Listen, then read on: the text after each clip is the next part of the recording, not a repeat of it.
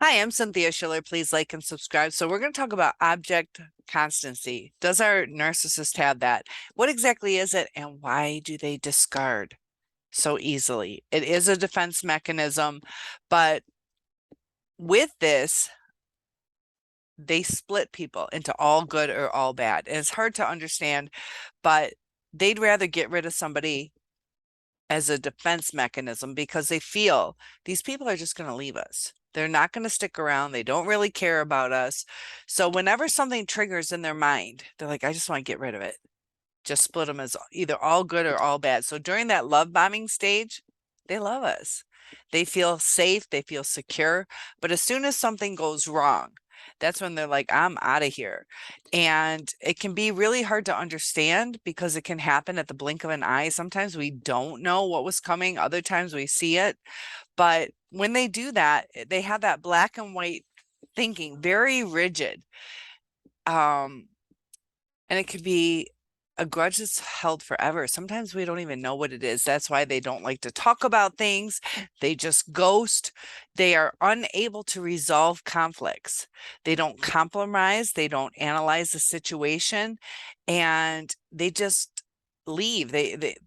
They'll blame for a while. They use a lot of lying, denial. So emotional intelligence is very important for somebody to recognize, admit their own wrongs in any situation. But if somebody doesn't have the emotional IQ that is healthy, they're going to respond almost always from that piece of brokenness inside them. And it's like a Jekyll and Hyde behavior. These patterns are so rigid that their actions are often unreasonable, unexplainable, doesn't seem to make sense to the victims. And because of their lack of accountability, they fail to compromise. They don't use conflict resolution. So there's always open-ended conversations. If you guys can comment below, that's what drove me crazy so much is the conversation never came to a close. So they will talk ad nauseum about certain subjects at certain times, but there's no resolution. There's no compromise. There's no reflection on even what was said. And I relate it to the kids at school. Like you can sit there and talk and talk. They don't get it. And even my second narcissist was like, because we broke up, became friends and whatever, but he's like, I don't get it. What do you talk like? No matter how much you say stuff to them, but he would talk to me and we would try to resolve all these issues. But with the future faking, it made it worse because you just want to know the truth. So instead, you're giving more promises that they fail to come through on. They, at first, are reliable and then they stop being reliable or attentive, and it gets really confusing. So, anybody who is living with a narcissist or is trying to figure them out, they need to understand that they can lack that sense of constancy, that they fear that everybody's going to leave them. And when you fear something, it's so odd, but it's so true how you manifest that. Like if I was afraid I'm not going to be the best teacher, I'm going to start to like devalue myself to the point where I'm not going to be achieving it. Or when I talk to, let's say, my principal, I'm like, I probably messed up again, didn't I? And it starts to make them hyper vigilant. Like, is she doing her job? Or it changes things. And the narcissist will start to change the relationship. We try to change it back. We try to encourage them. We try to love them, but it's an inner part of their being to self-destruct everything. So as soon as something goes wrong, they're like, they're probably going to leave me. They don't handle stressors the right way. They are like children where something shiny and new, the grass is always greener on the other side.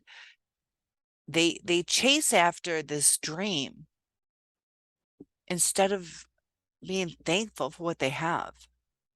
And a lot of times they're given this beautiful building block of a solid foundation. So instead of building up, they destroy the foundation. And that's when it crumbles. And they can start to see it becoming dilapidated in the relationship. And they just bail instead of reinforce the relationship as it needs it and continue to grow. And object constancy is something that narcissists can lack because maybe in their life, both of mine were discarded by a parent. And I'm not saying like just divorce, like discarded. And then they kind of give half-ass shit or nothing back, but it's it's it's not a true parent that stayed in their life. And that's where they learn people leave. People leave, people who shouldn't leave. So in relationships, those are chosen. But as a child, you're like, this is my mom, this is my dad, this should be forever. And in the narcissist mind, they see that they're left. Comment below on your narcissist, what their family life was like. Sometimes it can be where both parents stayed, but it could have been a terrible relationship between those two parents. Sometimes one will overcompensate, one will devalue too much, the child's confused, and that can breed a narcissist as well. So one parent might have seemed like the wonderful parent, just doing everything, but then they also had this terrible parent. But uh, how do we deal with that? The more I teach, I've been teaching almost 2 decades, but I did online for a while. Now I'm doing in person again. And these are like healthier kids as far as mental stability and their home lives, but it refreshes it in my brain because I've only been doing YouTube about, I don't know, 4 to 6 months, 6 months maybe. But you see how they shut down. You see the temper tantrums. You see them breaking things. You see that I had one just pee in his seat out of retaliation. You also see grown adults, narcissists, or somebody with mental illness. Amber Heard pooped in Johnny Depp's bed, like fecal or urine matter. It's a way of revenge. That kid was mad at the teacher for telling him he can't go to the bathroom. And so he was in my art class and peed in my seat. Didn't have to go to the bathroom either. It was just, you could tell because he ran out of the room to go to the office. And I'm like, no, no, no, you got to get back here. The teacher heard it and said, you cannot leave the room. You can't even go to the bathroom. So he throws a fit. He's like, oh, she's not going to let me go. I'm just going to have to go in my seat. He could have held it. He could have held it. But the types of things they do, the reactions to things that they see or hear, the grandiosity or the vulnerable, but they'll cut you out of their life. That's why they do that monkey branch chain, because they see a relationship start to crumble as opposed to saying, all I gotta do is fix this. They're easy to discard people. Sometimes one little thing does go wrong and they choose self-sabotage instead of repairing. And I really want you guys to take that to heart. That is what they choose, because they want us to be this image to fill a void that they felt as a child. So no matter how wonderful we are, even if we're perfect and beyond, their pain doesn't come from us. We trigger their childhood memories, but their pain isn't from us. It's from their inner child.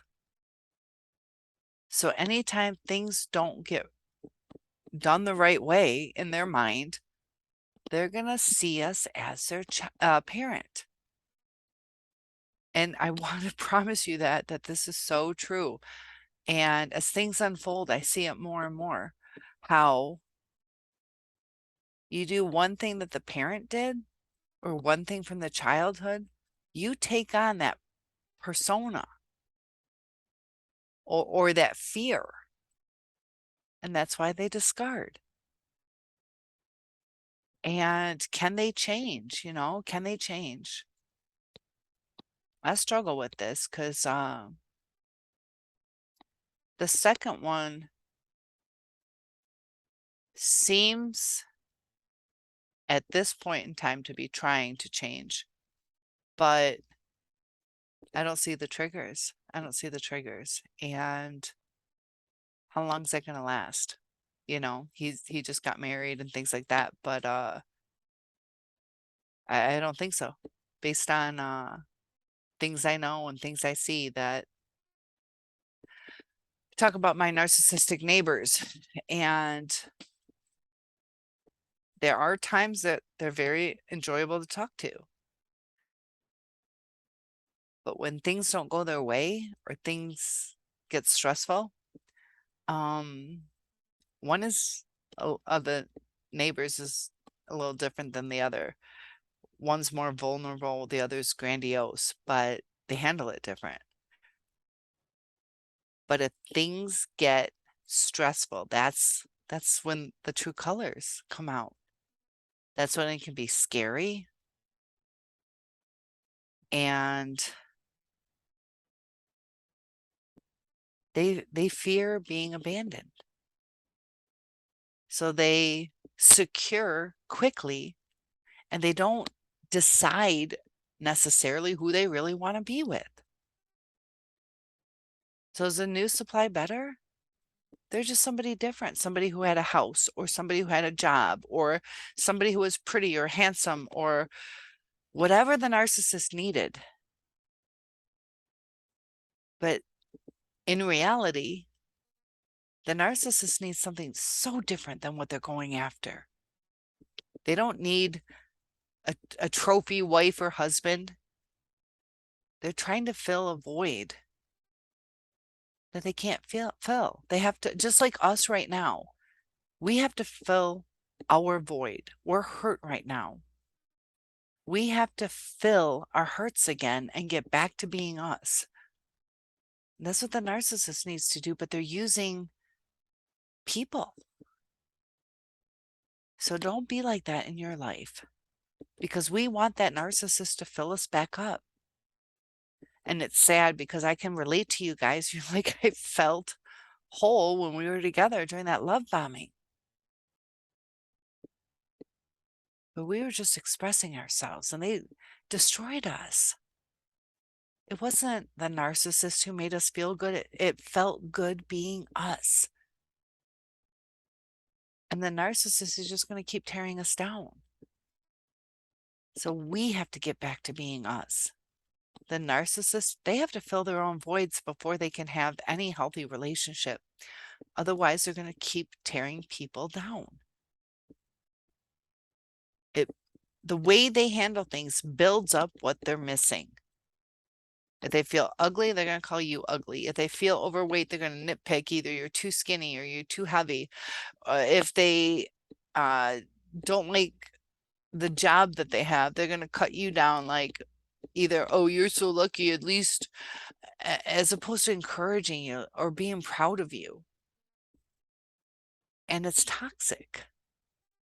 So object constancy, it's taken from the psychodynamic theory, and it's where a healthy person is able to view somebody else with both good and bad qualities.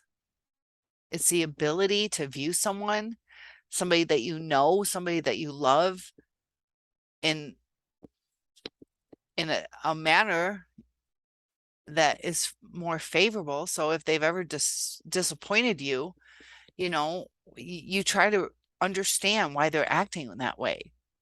Are they having a bad day? Is something wrong? You try to communicate with them, but the narcissist sees it as a personal attack. Just like when I talk to the kids at school, all of a sudden they think you hate them, you're disappointed in them, you tell them go sit down, Now they feel they're not loved because I told them to go sit down. That's like the narcissist. Like, look, it's Friday. It's your day to take out the garbage. We need to get this done. And now they feel they're not loved. You're like, oh my gosh, it's just Friday. We just got to take the garbage out. It can be that minute, just like when I tell the kids to sit down. It's like not that big of a deal. But you see it in their faces. Some of them, I had one, um, he was acting out, kind of being a little wild monkey and hit another kid in the head. So he got hurt too. And I kept telling him, this is why I tell you, you have to follow rules. And he just had a little breakdown. He's usually the wild kid. Um, but I guarantee you the words that I said, even his little head bump injury, isn't going to change the way he acts. I'm going to see him next week and he's still going to be disruptive. He's super disruptive. And they got to keep busy. The healthier kids sit and talk, when I say healthier, I mean from a better home life. The ones with a better home life honestly do pay attention. I teach K through 4, kindergarten through 4th grade, 5 to 9-year-old. And the ones that have some trauma act in certain ways. And we need love to function. We need it. It's a basic survival need. So the narcissist is searching that love nutrient that we need. And once they get their fill, they discard it as opposed to, I need this for life. And they go meal to meal, new supply to new supply. And they'll stay with somebody as long as that person puts up with their shit or until they get tempted away. It's a lack of object constancy. Sometimes they wait for that one little trigger. Oh, you didn't do the dishes? Well, I'm out of here. I got a speeding ticket. And that's why we called off our relationship. My first one, we were supposed to get married.